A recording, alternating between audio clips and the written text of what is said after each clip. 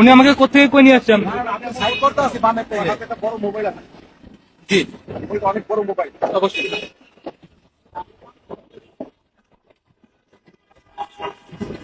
জি বলুন স্যার।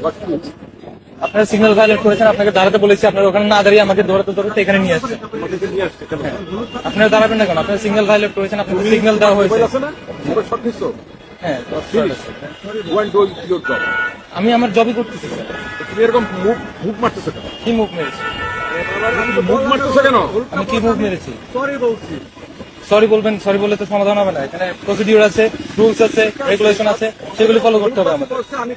আমি আপনাকে ওখানে থামাতে বলছি, আপনি ওখানে না থামিয়ে আপনি এত দূর চলে আসছেন। আমার এখন চাইনিজ এমবেসিতে আমি বিএনপি ভাইস চেয়ারম্যান, চাইনিজ এমবেসিতে আমার মিটিং আছে, এটা বাদ দিয়ে এখন কি করবো তাড়াতাড়ি করো। যে আপনি তুই তো গাড়ি করতেছেন কেন? ওইসব বাবা হইছে। আমি বলছি আমার একটা মিটিং আছে, তোমার আপনার মিটিং আছে, আপনি জবই তো করতেছি, আপনি তুই তো গাড়ি করতেছেন কেন?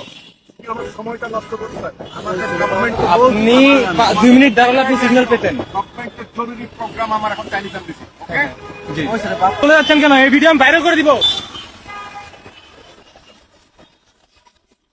ওনাকে সিগন্যাল দেওয়া হয়েছে, উনি গুলশান 2 এর মতো জায়গায় সিগন্যাল ভায়োলেট করছে এবং ওনাকে ওখানে দাঁড়াতে বলা হয়েছে, উনি এত দূর টেনে নিয়ে আসছে। আর এখন বলতেছে উনি বিএনপির কোন ভাইস চেয়ারম্যান, ওনার বলে অনেক জরুরি মিটিং আছে।